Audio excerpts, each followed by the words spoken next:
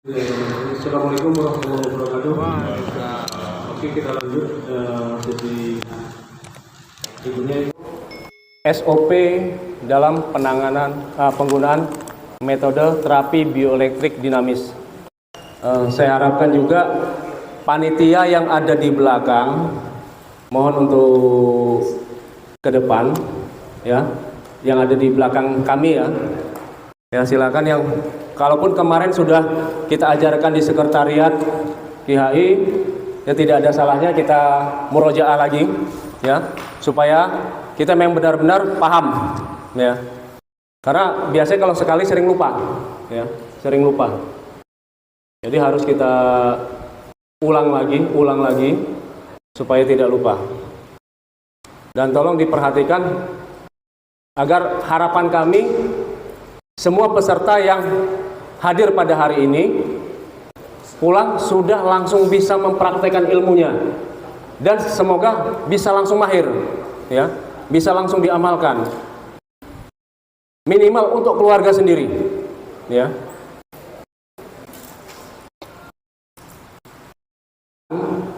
Kalau yang mau dicatat silahkan, ya. Boleh yang mau mencatat. Akan saya sampaikan pelan-pelan. SOP penggunaan terapi bioelektrik dinamis yang harus diperhatikan, ya, yang harus diperhatikan pertama kali adalah pastikan dulu apa? Listriknya nyala, ya. Itu dulu. Jadi jangan sampai kita pede, wah sini kita mau terapi. Ternyata apa? Dari PLN mati lampunya. Konyol kan? Nah. Jadi itu yang pertama. Ya. Setelah itu kita siapkan alas. Ya, alas bisa ambal, bisa karpet, ya. Yang penting apa? Kita tidak langsung menginjak lantai, baik pasien maupun terapisnya, ya. Jadi harus di atas alas yang tidak bisa mengalirkan listrik. Jadi itu. Terus yang ketiga,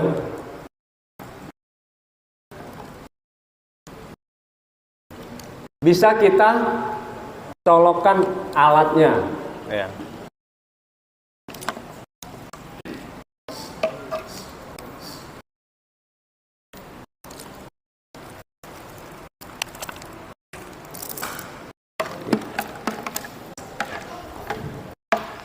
Set.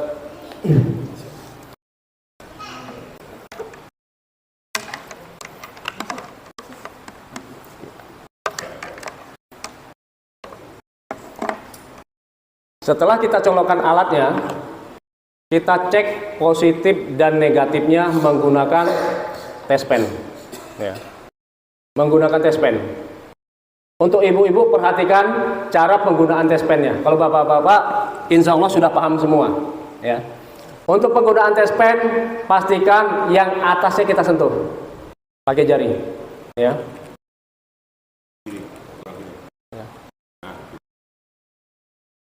Ya, pastikan atasnya harus kita sentuh dengan jari. Setelah itu kita cek, ya benar Bu, kita tempelkan alatnya. Kalau tidak menyala berarti itu bagian yang negatif. Bagian yang negatif itu digunakan siapa? Untuk si pasien, ya. Lempengan positif untuk pasien yang tidak menyala. Nah, selanjutnya yang menyala, lihat lampunya nyala. Ini yang positif, ya. Positif ini digunakan siapa? Digunakan untuk terapisnya, ya. Jadi yang positif untuk terapis, yang negatif untuk pasien.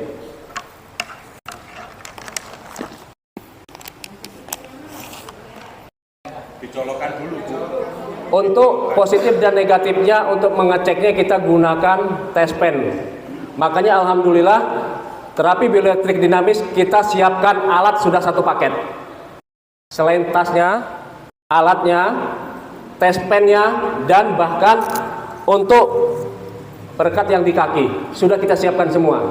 Harapan kita apa? Setelah mengikuti pelatihan kita tidak sibuk lagi mencari kelengkapan alat terapinya. Ya. Dan insya Allah dengan pelatihannya yang murah ini alatnya sudah lengkap. Ya. Jadi kita tidak perlu lagi ke toko listrik, kita tidak perlu lagi ke apotek cari pengikat kaki segala macam, nggak perlu. Kita sudah siapkan semuanya. Ya. Setelah kita cek positif dan negatifnya menggunakan tes pen, negatif untuk si pasien dan yang positif untuk terapis. Setelah itu kita siapkan tisu basah. Inilah perbedaannya terapi bioelektrik dinamis dan terapi listrik yang lain. Kalau yang lain kita tidak tahu menggunakan alas apa, tapi kalau untuk terapi bioelektrik dinamis kita menggunakan tisu basah. Tisu basah yang pertama itu kita lipat, ya. Kita lipat kecil, ya, kecil, ya. Ukuran begini, kita lipat, ya. Kita tempelkan di lempengan. Jadi lempengan yang negatif itu tertutup dengan sempurna. Jangan sampai miring. Jangan sampai ada menyisakan seperti ini. Kalau miring seperti ini akan sangat perih di kulit. Makanya harus benar-benar tertutup dengan sempurna, ya. Ini untuk yang negatif, untuk pasiennya, ya. Jadi kalau kita mau praktek terapi ibu-ibu yang pakai nikob, yang pakai kaos kaki, itu nggak harus buka kaos kaki. Kalau metode terapi yang lain harus buka kaos kaki, karena harus kulitnya, tumitnya menyentuh lempengannya. Tapi dengan tisu basah ini tidak perlu, ya. Tetap masih bisa menggunakan kaos kaki. Ya. Selanjutnya yang untuk yang positif Dibagi tiga. kita buat panjang lipatannya, ya. Lipatannya kita buat panjang. Tepuk dari tiga. Jadi dilipatkan menjadi 3 bagian. Kita lipat menjadi 3 bagian seperti ini, ya. Setelah itu kita lilitkan di lempengan yang kita buat manja pasien kita, keluarga kita yang harus kita terapi. Kita tidak harus yang namanya terapi itu harus kita buat posisi senyaman mungkin, baik untuk terapisnya maupun pasiennya. Misalkan pasiennya tidak betah duduk lama, bisa dengan terlentang, ya. Dan kalaupun kita praktekkan ada orang lain khawatir auratnya terbuka, insya Allah dengan terapi bioelektrik dinamis ini tidak perlu khawatir, ya, tidak perlu khawatir. Coba silakan terentang. Ya. Misalkan pasien sakit pinggang, ya. Bagian pinggangnya nggak nyaman. Pertama begini,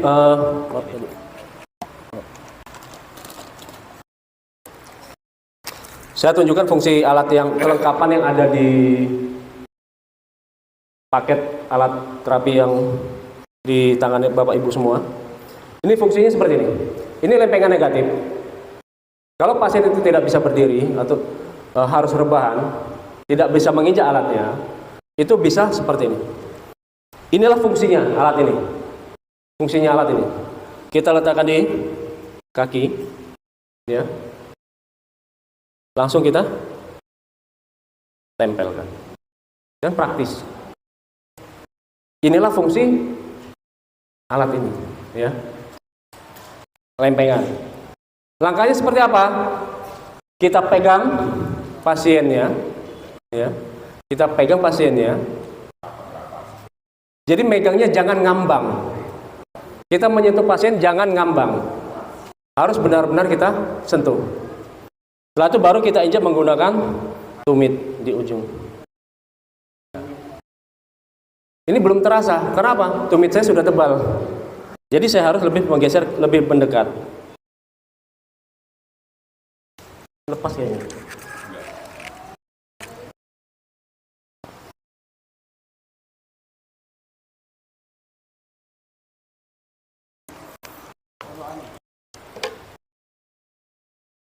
Coloknya kendor gitu.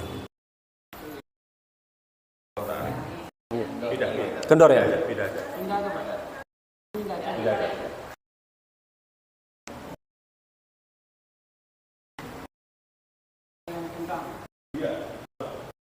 Iya, masih tetap ya. Nah.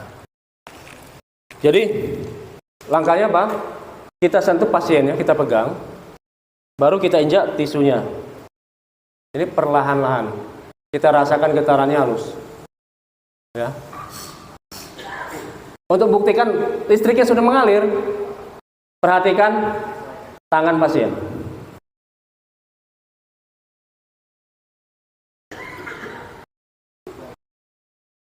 Jari-jari ini gerak bukan karena maunya pasien, karena sudah ada aliran listriknya.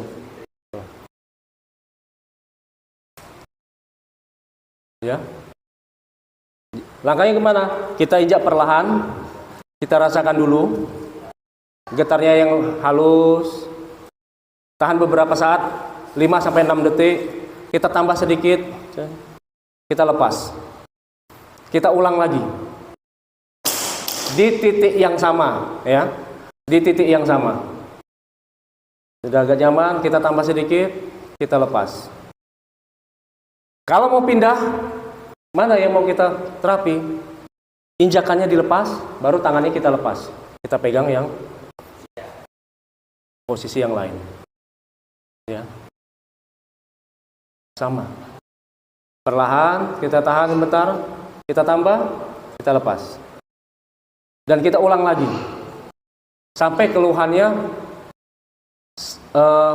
hilang atau minimal berkurang. Bisa kita pindah-pindah. Jadi ini cara penggunaan terapi bioelektrik dinamis. Ya.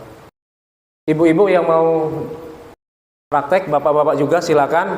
Alatnya dipasang. Jadi 2 orang cukup buka 1 alat. Jadi pasang-pasangan, nanti bisa bergantian prakteknya. Atau ada pertanyaan? Ya.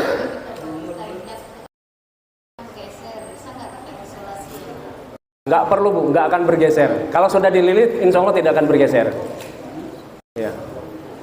Kalau terapisnya kan tidak mungkin kemana-mana. Ada nggak pertanyaan? Namanya tisu basah, ada kemungkinan kering nggak?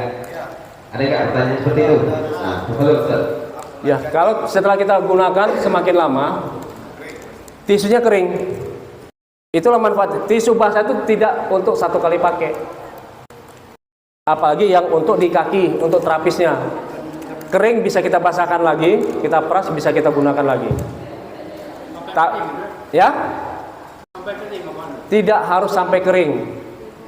Jadi kalau dia sudah kering, otomatis setrumnya kurang, bahkan hilang.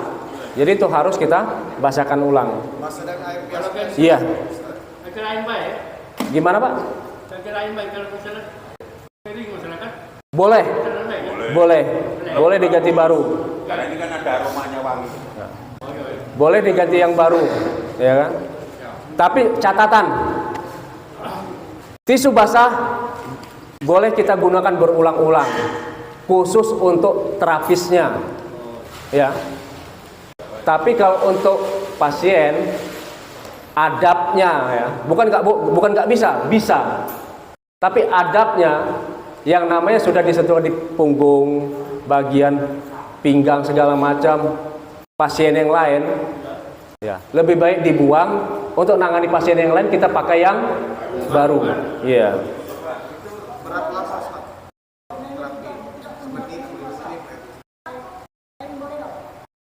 Gimana Pak?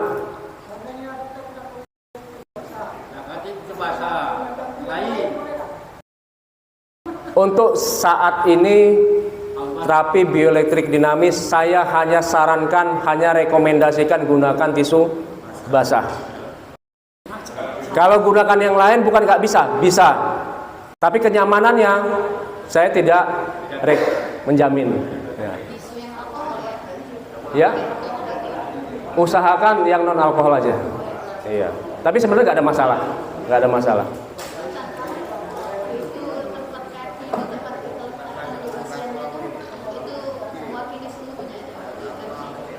Ya, untuk sekarang sesi pertama ini prakteknya silakan seperti apa yang saya contohkan dulu. Nah, nanti praktek yang sesi berikutnya setelah kita isoman, nanti akan saya jelaskan bagaimana penanganan pasien yang praktis. Ya. Jadi cara di awal ini penggunaan alatnya dulu. Ya. Bisa gunakan alatnya dulu, itu yang terpenting. Ya. Kalau ada kendala bisa ditanyakan sekarang.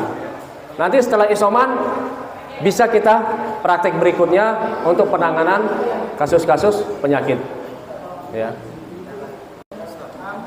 Ada pertanyaan tak? Ya. Assalamualaikum warahmatullahi wabarakatuh. Waalaikumsalam warahmatullahi. Ustaz, saya mau bertanya, ini kalau kita untuk pemakaiannya ini ada waktunya nggak Ustaz? Apa 5 menit setelah itu selesai atau gimana itu Ustaz? Kalau waktu terapi itu kondisional. Jadi tidak bisa kita 5 menit, 10 menit, 1 jam, 2 jam, enggak. Tergantung keluhan pasiennya, ya. Tergantung keluhan pasiennya. Misalkan pasien sakit gigi. Ya. Untuk pasien sakit gigi, insya Allah 90% kita terapi sembuh atau minimal sakitnya berkurang, ya. Jadi misalkan kita pasien sakit gigi kita terapi 5 menit sudah sembuh atau 10 menit sudah sembuh, cukup, tidak usah kita terapi lagi. Sama halnya misalkan pasien keseleo kita terapi sudah sembuh 15 menit misalkan, ya sudah cukup. Sedangkan kalau pasien yang stroke setelah kita terapi 1 jam belum ada perubahan, 2 jam belum ada perubahan, kita capek, istirahat Pak. Kita lanjutkan besok atau lain waktu, gitu kan? Jadi nggak harus semua pasien yang sakit keluhannya harus kita selesaikan, kita tuntaskan saat itu juga. Karena apa? Kesembuhan mutlak dari Allah. Ya. Terima kasih Ustaz. Yang lempeng negatif tadi yang diinjak yang ada logamnya apa yang baru? Untuk yang negatif itu yang ada logamnya itu langsung ke kaki pasien setelah dilapisi tisu basah. Tapi untuk yang positif itu dibalik, yang tidak ada logamnya itu yang kita injak. Ya. Bukan cuma untuk kenyamanan terapis dan pasien tisu basah ini, tapi tisu basah ini juga sebagai pengaman, ya, pengaman tambahan, pengaman ekstra. Kenapa? Metode terapi yang lain, ya, karena lempengannya yang langsung diinjak pasien, itu tidak jarang kaki pasiennya melepuh atau kaki terapisnya melepuh karena panas. Tapi dengan tisu basah ini, insya Allah itu tidak akan terjadi karena dia sudah meredam panas tadi. Begitu tisunya kering, otomatis arus listriknya terputus. Jadi pengaman ganda. Ada yang bertanya lagi tak? Ya, silakan. Apa fungsi minum air sebelum terapi Tibet? Nah, Ibu-ibu, bapak-bapak, dengarkan ya. ya. Ada yang bertanya, apa manfaat minum air sebelum terapi Tibet? Nah, itu. Jadi untuk terapis dan pasiennya. Jadi untuk terapi bioelektrik dinamis, pasti ada pertanyaan, apakah ada efek sampingnya? Iya kan? Insya Allah sampai saat ini kita belum menemukan efek sampingnya. Tapi dari kajian-kajian kita, penelitian kita, ternyata apa? Menggunakan metode terapi bioelektrik dinamis ini, pasien maupun terapisnya akan mudah mengeluarkan keringat. Yang namanya mengeluarkan keringat, otomatis cairan dalam tubuh kita berkurang. Untuk mengganti cairan itu kita harus banyak minum air putih, ya, supaya tidak dehidrasi. Jangan sampai kita semangat menerapi orang lain, sudah berkeringat, kita kurang minum air putih, akhirnya tubuh kita sendiri yang lemas. Itu, ya. Itu. Jadi usahakan pasien maupun terapisnya sebelum melakukan terapi bioelektrik dinamis dan sesudahnya, ya, itu diusahakan minum air putih supaya tidak dehidrasi. Sebelum dan sesudah. Ustaz, kalau ada pasien pakai Masya Allah. Fatima, Ya, insya Allah yang sudah pasang pen, bahkan ring jantung sekalipun aman, Pak. Ya, aman. Jadi nggak usah khawatir. Ya. Mungkin ada pertanyaan yang lain? Ini tak Ya. benar. Ini terapi tipe 3 ada efek samping. Kalau efek depan ada nggak? Bagi bapak-bapak, Ya. Pak, ternyata tipe ini ada efek depan, efek samping nggak ada. Coba tak? Ya, kalau yang namanya laki-laki itu otomatis, ya, karena kita sebagai terapis, peredaran darah di kaki kita yang akan otomatis lancar. Begitu juga otot-ototnya pun semakin elastis. Kalau peredaran darah kita lancar, otot-otot kita elastis, tidak kaku, fisik kita semakin sehat, stamina kita semakin kuat. Otomatis kita lebih maksimal untuk menambah durasinya. Jadi solusinya apa? Kalau bapak-bapak sudah belajar terapi bioelektrik dinamis ini, jangan lupa pasangannya diajarkan, ya. Jangan lupa pasangannya diajarkan. Nanti akan saling terapi gantian. Bapak terapi istri, istri nanti terapi bapak, ya. Yang kita alirkan apa? Setrum. Akhirnya nanti kan bisa setrum-setruman dapat bonus setrum yang lain kan itu. Ya. Ya. Untuk metode ini harus pakai tisu basah dan di atas lantai. Ya. Ya, harus di atas ambang. Harus ada alas. Ya. Ya. Gimana kalau nggak pakai lempengan negatif, kita langsung injak lantai? Bisa nggak? Bisa. Tapi tingkat kenyamanannya akan berbeda. Ya.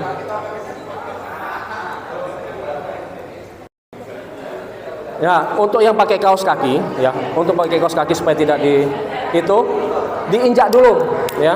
Perhatikan Bu, bentar Bu. Ya, untuk yang pakai kaos kaki supaya nyaman di kaki, tisu basahnya diinjak dulu supaya basahnya merata. Ya, supaya basahnya merata. Kalau basahnya sebagian-sebagian, itu akan semakin seperti tertusuk jarum, ya. Ya, dipegang dulu. Injaknya dari ujung.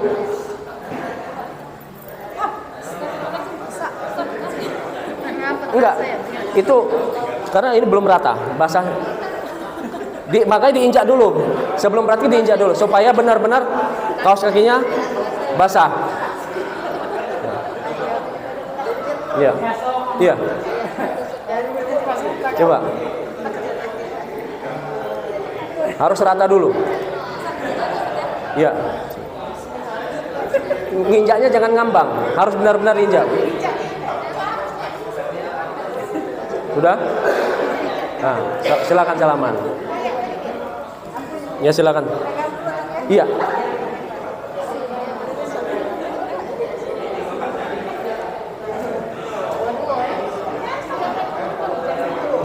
Jangan dilepas. Ditahan aja, diinjak biasa. Gimana? Ya memang ya dialirkan stroke, tapi kan nyaman. Iya, diinjak dari ujung aja, perlahan. Ujung tisunya. Iya. Enggak kan? Ya memang nyetrum. Namanya terapi bioelektrodinamis itu ya nyetrum. Coba getar biasa, nggak sakit kan? Sakit nggak? Enggak. Nah. Iya. Gimana? Enggak, nginjeknya perlahan aja, perlahan. Iya. Maaf, saya punya satu pertanyaan. Sering susah tidur?